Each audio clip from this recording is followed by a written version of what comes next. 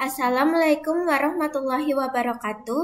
Di sini kelompok 3 akan menjelaskan tentang soal uji sensitivitas untuk mata kuliah program linier.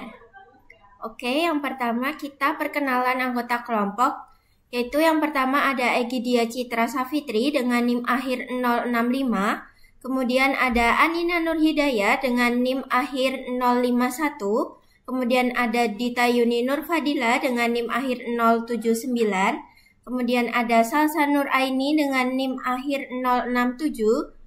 Dan yang terakhir ada Melinda Dwirawati dengan NIM akhir 085. Baik, kita lanjut pada pendahuluan.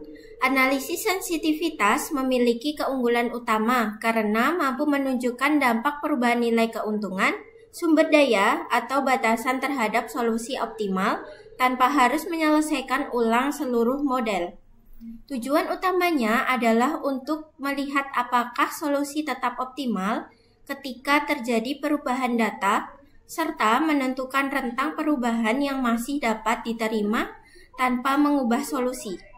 Hal ini menjadikannya alat yang sangat berguna untuk pengambilan keputusan yang fleksibel, efisien, dan adaptif terhadap perubahan kondisi nyata. Kita lanjut pada soal. A manufacturing company produce three types of product. Product A, Product B, and Product C. All three require research such as labor, raw materials, and machine capacity for processing. Each unit of product A yields a profit of $2, whereas product B results in a loss of $2 per unit. Product C is the most profitable, providing a profit of $3 per unit. Therefore, the company aims to maximize the total profit from a combination of these three products. In its production process, the company faces several constraints. From an operational standpoint, the combination of product A, B, and C must be managed to avoid disruption in the workflow. If too many units of product A and C are produced while too few units of product B are made, the balance would be disturbed. Therefore, the difference between the number of units of product A negative, product B positive, and product C must be less than or equal to 4. Additionally, the availability of raw material is limited. Product A requires twice as much material as product B, while product C also demands a significant amount. As a result, the total material usage calculated as 2A minus B plus C must not exceed 2 units. On the other hand, machine capacity is a major concern since product C consumes 3 times more machine power than either product A or B. Thus, the total machine load calculated as A plus B plus C must not exceed 12 working units.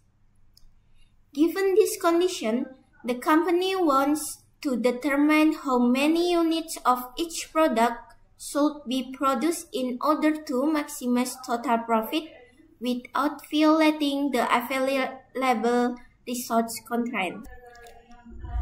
Dari soal sebelumnya, kita mendapatkan fungsi tujuan yaitu Z sama dengan 2X min 2Y plus 3Z. Fungsi kendala min X plus Y plus Z kurang dari sama dengan 4. 2X min Y plus Z kurang dari sama dengan 2. X plus Y plus 3Z kurang dari sama dengan 12. X, Y, Z lebih dari sama dengan 0. Karena di sini bernilai kurang dari, sehingga kita dapat menambahkan variabel slang yaitu Z max sama dengan 2X min 2Y plus 3Z plus S1 plus S2 plus S3. Dan min X plus Y plus Z plus S1 kurang dari sama dengan 4. 2X min Y plus Z plus S2 kurang dari sama dengan 2.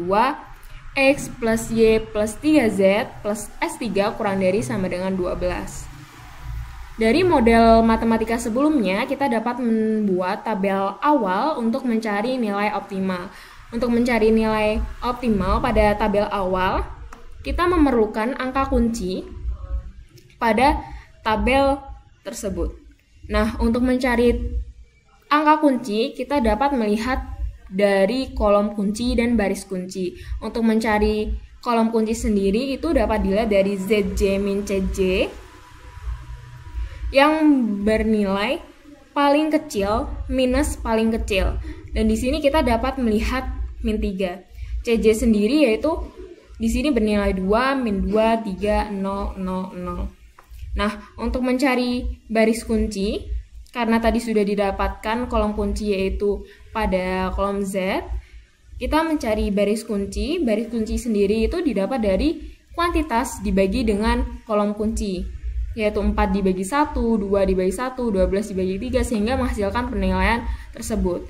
Nah, untuk mencari baris kunci, kita dapat melihat penilaian angka positif paling kecil, yaitu ada pada baris S2, sehingga kita mendapatkan angka kunci yang bernilai 1.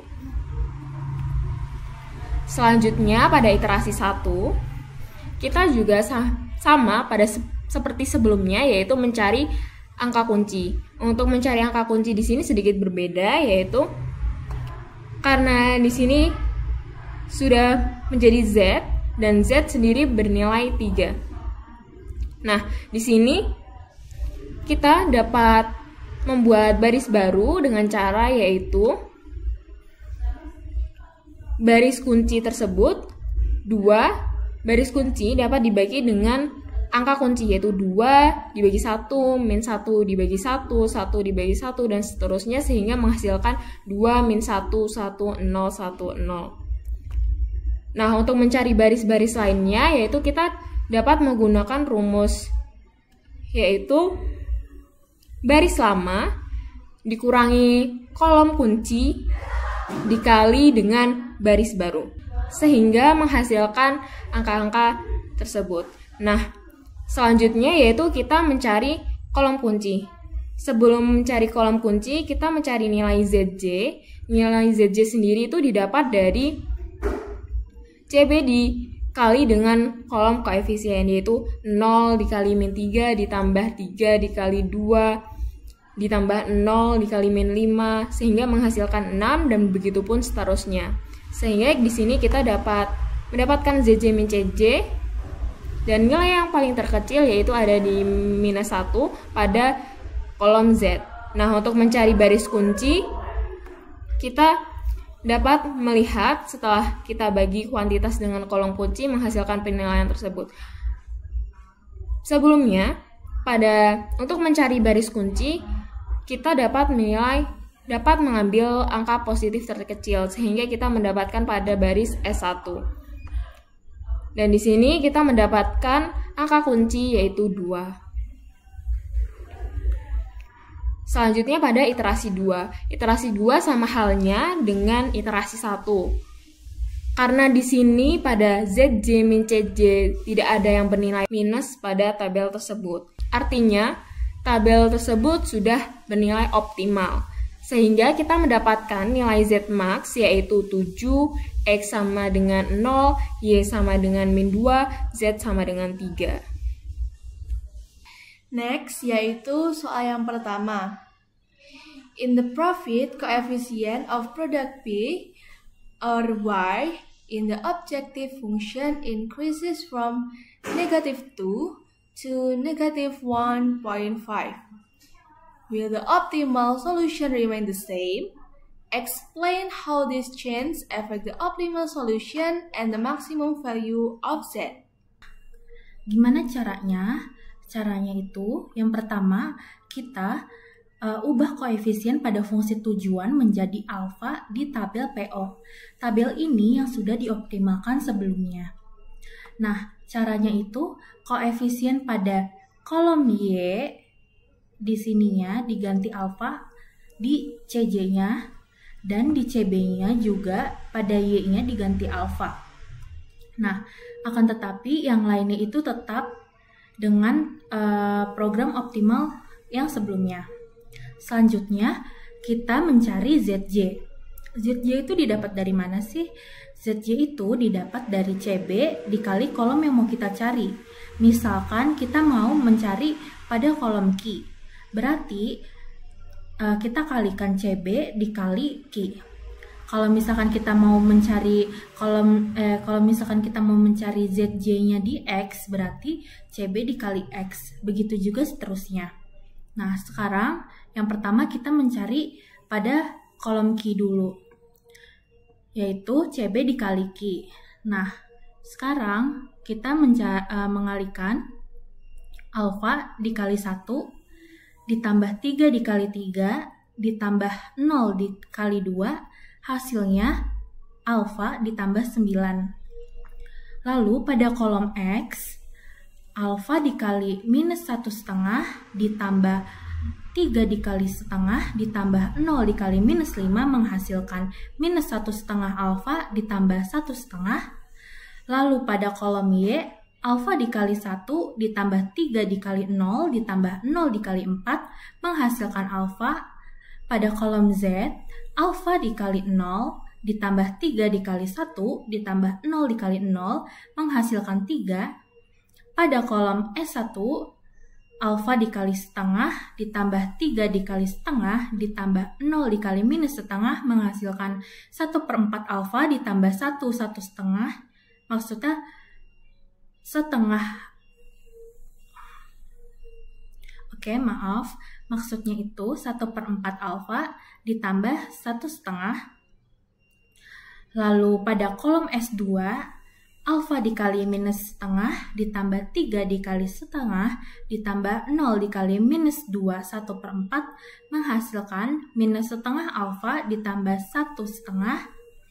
Lalu yang terakhir pada kolom S3, alfa dikali 0 ditambah 3 dikali 1 ditambah 0 dikali 0 menghasilkan 3. Setelah kita mendapatkan ZJ, lalu langkah selanjutnya kita mencari ZJ min CJ. Caranya itu dengan mengurangi ZJ dikurang pada baris CJ di atas ini. Yang pertama, ini alfa ditambah 9 dikurang 0 menghasilkan alfa ditambah 9. Lalu minus 1/2 alfa ditambah 1/2 dikurangi 2 menghasilkan minus 1/2 alfa dikurang setengah. Lalu alfa dikurang alfa menghasilkan 0, 3 dikurang 3 menghasilkan 0. Terus selanjutnya 1/4 alfa ditambah 1/2 dikurang 0 menghasilkan 1/4 alfa ditambah 1/2. Lalu pada kolom S2, minus setengah alfa ditambah 1/2 dikurang 0 menghasilkan minus setengah alfa ditambah 1/2. Dan yang terakhir, 3 dikurang 0 menghasilkan 3. Lalu di sini kita mendapatkan nilai alfa pada kolom X, S1, dan S2. Nah, ini yang akan kita jadikan rentang. Caranya yaitu dengan mencari nilai alfa itu sendiri. Setelah kita mendapatkan nilai alfa tersebut, kita akan melakukan interval dengan nilai yang kita dapatin. Dari ketiga nilai alfa tersebut didapatkan rentang, yaitu alfa lebih besar dari minus 3 dan alfa kurang dari minus 1/3. Setelah kita mendapatkan rentang, kita akan uji coba dengan mengambil nilai yang berada di luar rentang dan nilai yang ada di dalam rentang. Nilai yang ada di dalam rentang itu alfa sama dengan minus 2,5 dan alfa sama dengan minus 1,5. Dan yang ada di luar rentang yaitu alfa sama dengan minus 4. Oke, yang pertama kita akan mencoba jika alfa sama dengan minus 4. Minus 4 ini kita ambil di luar rentang. Nah, caranya yaitu kita masih memakai tabel program optimal, tapi bedanya koefisien pada kolom Y dan koefisien pada baris Y ini diubah menjadi minus 4. Nah, langkah selanjutnya yaitu kita mencari ZJ.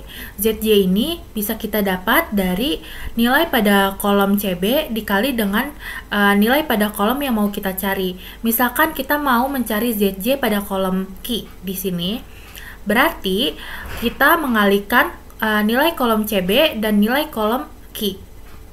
Oke, kita hitung sekarang. Minus 4 dikali 1 ditambah 3 dikali 3 ditambah 0 dikali 2 menghasilkan nilai 5. Lalu pada kolom X, minus 4 dikali minus 1,5 ditambah 3 dikali setengah ditambah 0 dikali minus 5 menghasilkan 7,5. Lalu pada kolom Y, minus 4 dikali 1 ditambah 3 dikali 0 ditambah 0 dikali 4 menghasilkan negatif 4. Lalu pada kolom Z, minus 4 dikali 0 ditambah 3 dikali 1 ditambah 0 dikali 0 menghasilkan 3. Lalu pada kolom S1, minus 4 dikali setengah ditambah 3 dikali setengah ditambah 0 dikali minus setengah menghasilkan negatif setengah. Lalu pada kolom S2, minus 4 dikali minus setengah ditambah 3 dikali setengah ditambah 0 dikali minus 2/1/4 menghasilkan 3,5. Dan yang terakhir pada kolom S3, minus 4 dikali 0 ditambah 3 dikali 1 ditambah 0 dikali 1 maksudnya 0 dikali 0 menghasilkan ZJ-nya yaitu 3. Setelah kita mendapatkan nilai ZJ, lalu kita menghitung nilai ZJ min CJ. Caranya dengan mengurangi baris ZJ yang di sini dikurang dengan CJ yang di sini. Nah, 5 dikurang 0 menghasilkan 5, 7,5 dikurang 2 menghasilkan 5,5, minus 4 dikurang minus 4 menghasilkan 0, 3 dikurang 3 menghasilkan 0, minus setengah dikurang 0 menghasilkan minus setengah, mohon maaf, 3,5 dikurang 0 menghasilkan 3,5, dan yang terakhir 3 dikurang 0 menghasilkan 3. Nah, setelah kita mendapatkan nilai ZJ min CJ, kita lihat apakah ada yang bernilai negatif atau tidak. Nah, kita lihat di sini pada kolom S1 ada yang bernilai negatif, yaitu negatif setengah. Maka, kita harus melakukan iterasi ulang. Caranya yaitu dengan memakai tabel awal yang koefisien pada Y-nya ini diganti dengan minus 4, tetapi yang lainnya tetap. Nah, di tabel awal ini, koefisien pada Y-nya ini sudah diganti dengan minus 4. Lalu, langkah selanjutnya kita mencari nilai ZJ. ZJ didapat dari nilai kolom CB dikali dengan kolom yang mau kita cari. Yang pertama itu kita mencari ZJ pada kolom Q dulu. 0 dikali 4 ditambah 0 dikali 2 ditambah 0 dikali 12 menghasilkan 0. Lalu pada kolom X, 0 dikali minus 1 ditambah 0 dikali 2 ditambah 0 dikali 1 menghasilkan 0. Begitu juga pada kolom Y, Z, S1, S2, dan S3. Karena nilai CB pada kolom CB ini 0 semua. Setelah kita mendapatkan nilai ZJ, langkah selanjutnya yaitu kita mencari nilai ZJ min CJ dengan mengurangi baris ZJ yang di sini dikurang dengan baris CJ yang di sini. 0 dikurang 0 menghasilkan 0, 0 dikurang 2 menghasilkan negatif 2, 0 dikurang negatif 4 menghasilkan 4, 0 dikurang 3 menghasilkan negatif 3, 0 dikurang 0 menghasilkan 0, 0 dikurang 0 menghasilkan 0, dan yang terakhir 0 dikurang 0 menghasilkan 0. Kita lihat di sini ZJ min CJ ada yang menghasilkan negatif, yaitu pada kolom X dan pada kolom Z. Cara mencari kolom kunci yaitu dengan nilai yang paling kecil atau yang paling negatifnya paling besar. Yaitu di sini kita lihat pada kolom Z. Kita tandain dulu. ini yang paling negatif. Lalu langkah selanjutnya setelah mendapatkan kolom kunci, kita mencari baris kunci. Baris kunci didapat dari kolom key, nilai pada kolom key ini dibagi dengan kolom kunci, nilai pada kolom kunci. Nah, hasilnya itu ditaruh di kolom penilaian. Nah, yang pertama kita cari nih pada baris S1. 4 dibagi 1 menghasilkan 4. Lalu pada baris S2, 2 dibagi dengan 1 menghasilkan 2. Dan yang terakhir pada S3, 12 dikurang 3 menghasilkan 4. Nah, setelah kita mendapatkan hasilnya, kita cari nilai yang paling kecil tapi tidak boleh negatif. Di sini kita lihat bahwa nilai yang paling kecil adalah 2. Nah, jadi elemen kunci didapat dari kolom kunci dan baris kunci. Berarti elemen kuncinya adalah 1. Mohon maaf. Kita ulangi dulu. Kolom kuncinya adalah 1.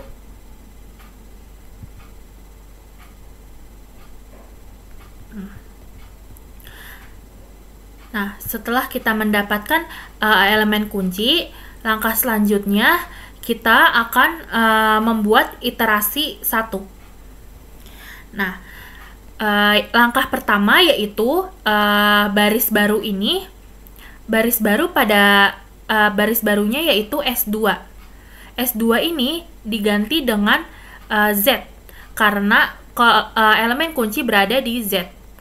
Nah, setelah itu karena elemen kunci sudah bernilai 1, makanya kita tidak usah membagi apapun agar supaya 1, karena elemen kunci sudah bernilai 1.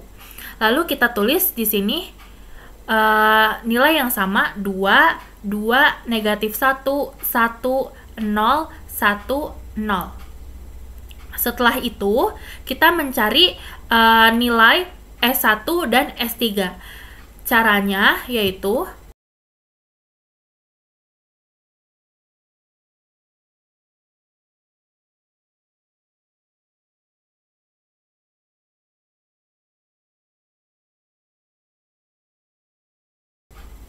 ini.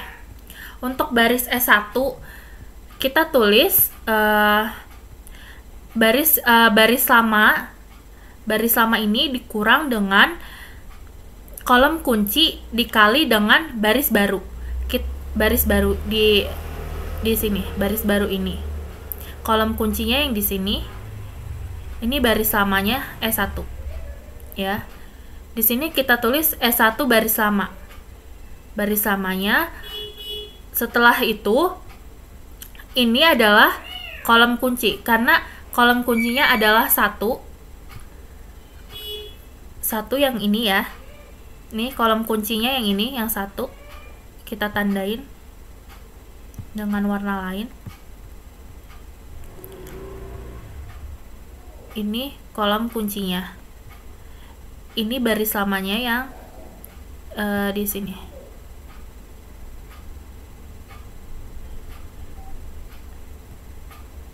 Ini baris lamanya dan ini adalah baris barunya.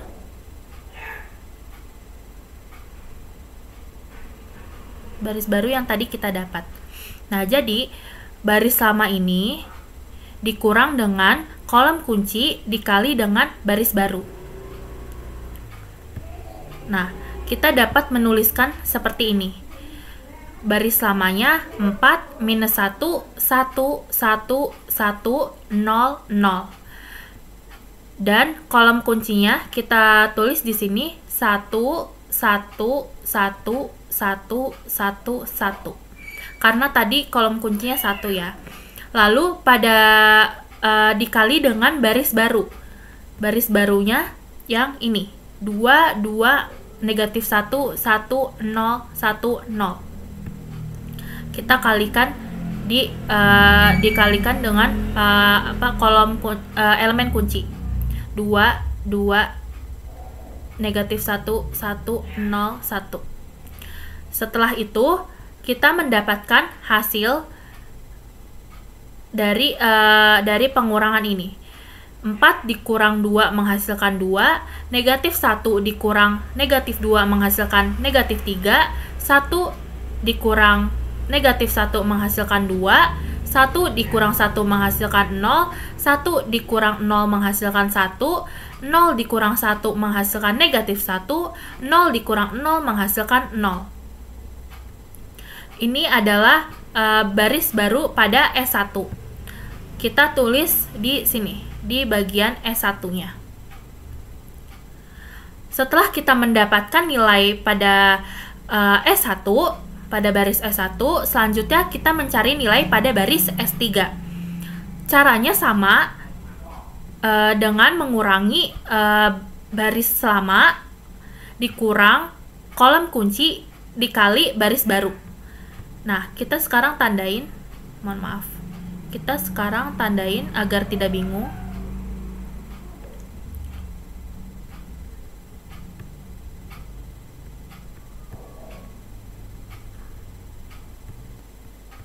Oke, kita tandai dengan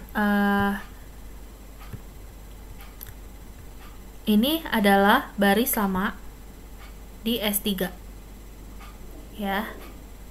Lalu ini adalah kolom kunci di S3 dan baris barunya ini dikurang ini. Oke. Pertama-tama kita tulis baris lamanya dulu. Ini adalah baris lama di S3, 12 1 1 3 0 0 1. Lalu kolom kuncinya adalah 3. Berarti dikurang dengan 3. Kita tulis di sini 3 3 3 3. Ini harusnya 3 3 dan 3. Lalu dikali dengan baris baru. Kita lihat di sini baris barunya 2 2 negatif 1 1 0 1 0. Kita kalikan dengan kolom kuncinya tadi 2 2 negatif 1 1. Terus ini 1, mohon maaf, tadi 0 ya, 0 1 0. Nah, setelah itu kita akan kurangkan. 12 dikurang 6 menghasilkan 6, 1 dikurang 6 menghasilkan negatif 5, 1 dikurang negatif 3 menghasilkan 4, 3 dikurang 3 menghasilkan 0, 0 dikurang 0 menghasilkan 0, 0 dikurang 3 menghasilkan negatif 3, 1 dikurang 0 menghasilkan 1. Ini adalah baris baru di S3. Lalu kita akan tulis di S3 sini. 6, negatif 5, 4, 0, 0, negatif 3, dan 1. Selanjutnya, setelah kita mendapatkan nilai-nilai pada S1, Z, dan S3, kita juga ubah koefisien pada Z. Koefisien pada Z dilihat dari sini, Z-nya 3, berarti di sini juga diganti menjadi 3. Nah, setelah semuanya sudah, kita akan mencari nilai ZJ. ZJ masih tetap sama, didapat dari nilai pada kolom CB dikali dengan nilai pada kolom yang mau kita cari. Kita mulai dari Q dulu. 0 dikali 2 ditambah 3 dikali 2 ditambah 0 dikali 6 menghasilkan 6. Pada kolom X, 0 dikali negatif 3 ditambah 3 dikali 2 ditambah 0 dikali negatif 5 menghasilkan 6. Lalu pada kolom Y, 0 dikali 2 ditambah 3 dikali min 1 ditambah 0 dikali 4 menghasilkan negatif 3. Lalu pada Z, 0 dikali 0 ditambah 0 dikali 1 ditambah 0 dikali 0 menghasilkan 3. Lalu pada S1, 0 dikali 1 ditambah 3 dikali 0 ditambah 0 dikali 0 menghasilkan 0. Lalu pada S2, 0 dikali negatif 1 ditambah 3 dikali 0 ditambah 0 dikali negatif 3 menghasilkan 3. Lalu yang terakhir pada S3, 0 dikali 0 ditambah 3 dikali 0 ditambah 0 dikali 1 menghasilkan ZJ-nya yaitu 0. Nah, kita telah mendapatkan nilai ZJ. Lalu langkah selanjutnya kita mencari nilai ZJ min CJ dengan cara mengurangi baris ZJ yang di sini dikurang dengan baris CJ yang di sini. 6 dikurang 0 menghasilkan 6, 6 dikurang 2 menghasilkan 4, negatif 3 dikurang negatif 4 menghasilkan 1, 3 dikurang 3 menghasilkan 0, 0 dikurang 0 menghasilkan 3, 3 dikurang 0 menghasilkan 3, dan yang terakhir 0 dikurang 0 menghasilkan 0. Nah, di sini kita lihat nilai ZJ min CJ. Apakah ada yang negatif atau tidak? Nah, kita dapat lihat bahwa sudah tidak ada lagi yang negatif, artinya tabel ini sudah optimal. Kesimpulannya yaitu, hasil akhir menunjukkan bahwa solusi optimal berubah akibat penyesuaian pada fungsi tujuan. Ini membuktikan bahwa perubahan kecil dalam nilai keuntungan atau biaya dapat berdampak langsung terhadap hasil keputusan optimal, baik dalam jenis produk yang diproduksi maupun jumlah produksinya. Oke, sekarang kita memakai alfa sama dengan minus 2,5. Ini maksudnya minus 2,5 ya. Mohon maaf salah ketik. Oke, jadi kita ganti koefisien pada kolom Y dan koefisien pada baris Y itu kita ganti jadi minus 2,5. Nah, selanjutnya kita tetap mencari ZJ dan ZJ min CJ. ZJ didapat dari CB dikali kolom yang mau kita cari. Begitu juga dengan X, Y, Z, S1, S2, dan S3. Selanjutnya setelah kita mendapatkan ZJ, kita mencari ZJ min CB dengan ZJ min CJ, dengan mengurangi baris ZJ dengan baris CJ yang di atas. Lalu kita mendapatkan nilai ZJ. Di sini terlihat bahwa tidak ada yang negatif. Berarti pada tabel sebelumnya memberikan PO Y sama dengan 1, Z sama dengan 3, S3 sama dengan 2, dengan nilai Z maksnya sama dengan 6,5. Pada program ini PO tetap maksimum, akan tetapi nilai Z-nya atau keuntungannya ini turun setengah, yang awalnya tadinya 7 menjadi 6,5. Selanjutnya yaitu alfa sama dengan, sebelumnya maaf karena ada kesalahan penulisan, itu seharusnya minus 1,5. Dalam tabel tersebut, cara pengerjaannya masih sama seperti pada tabel sebelumnya, yaitu untuk mencari ZJ masih sama dengan cara kolom CB dikalikan kolom yang akan dicari ZJ-nya. Yang pertama yaitu kolom CB akan dikalikan pada kolom Q. Minus 1, 1/2 dikali 1 ditambah 3 kali 3 ditambah 0 kali 2. Lalu pada kolom X, minus 1, 1/2 dikali minus 1, 1/2 ditambah 3 kali 1/2 ditambah 0 kali minus 5 akan menghasilkan ZC 3/4. Lalu pada kolom Y terdapat minus 1, 1/2 akan dikalikan 1 ditambah 3 kali 0 ditambah 0 kali 4, maka akan menghasilkan ZC minus 1, 1/2. Lalu pada kolom Z, minus 1, 1/2 dikali 0 ditambah 3 kali 1 ditambah 0 kali 0 akan menghasilkan ZC sama dengan 3. Lalu pada kolom S1, minus 1, 1/2 dikali minus 1, 1/2 dikali 1/2 ditambah 3 kali 1/2 ditambah 0 kali minus 1/2 akan menghasilkan ZC 3/4. Untuk kolom S2, minus 1, 1 per 2 dikali minus 1 per 2 ditambah 3 kali 1 per 2 ditambah 0 kali minus 2, 1 per 4 akan menghasilkan ZC 2, 1 per 4. Dan pada kolom yang terakhir yaitu S3, minus 1, 1 per 2 dikali 0 plus 3 kali 1 plus 0 kali 1 akan menghasilkan ZC 3. Lalu untuk baris ZC min CC,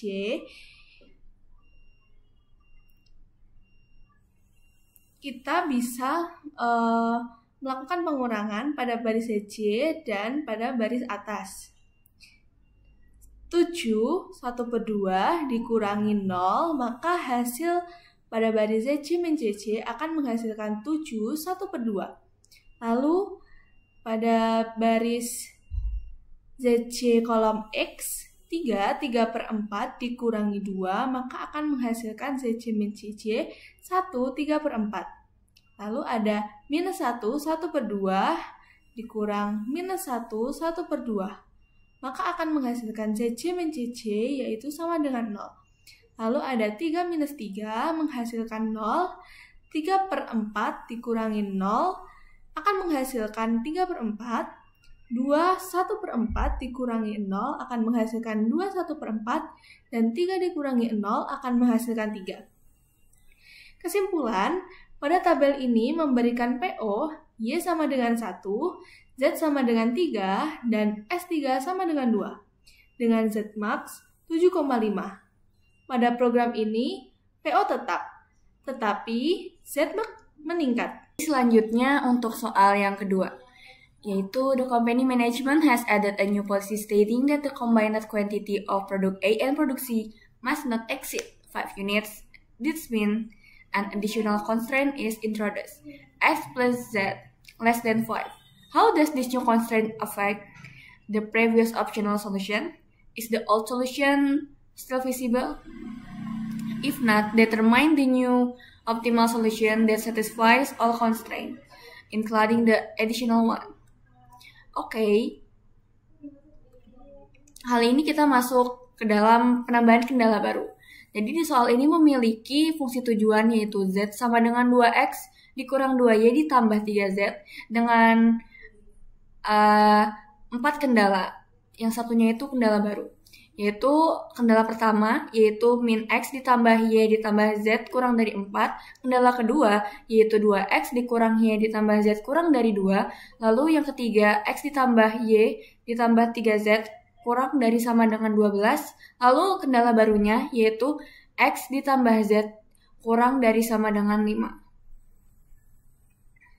Oke, bisa dilihat ini adalah tabel iterasi yang sudah optimal sebelum ditambahkan kendala. Jadi jadi untuk mengubah pertidaksamaan menjadi persamaan yaitu kendala barunya ditambahkan slack. Di sini ada slack 1, slack 2, slack 3, dan slack 4. Lalu saat ditambahkan kendala baru, iterasi yang tadinya sudah membentuk matriks identitas yaitu di Y, Z, dan di S3, mereka ketambahan satu entitas baru, yaitu 1 di sini. Jadi, sehingga tidak membentuk matriks identitas. Jadi, yang harus kita lakukan adalah untuk membuat di bagian baris S3 kolom Z ini menjadi 0, sehingga tabel iterasi ini menjadi ada nilai identitasnya lagi. Jadi caranya yaitu karena di sini baris ini yang memiliki konstanta hanya di baris Z dan kolom Z, jadi S4 dikurang Z. Sehingga hasilnya menjadi 0. Jadi baris S4 dikurang Z, sehingga baris S4 di kolom ke Z ini menjadi 0, dan bisa dilihat Y, baris Y kolom Y, baris Z kolom Z, dan di sini baris S3, kolom S3, dan baris S4, kolom S4 sudah membentuk matriks identitas.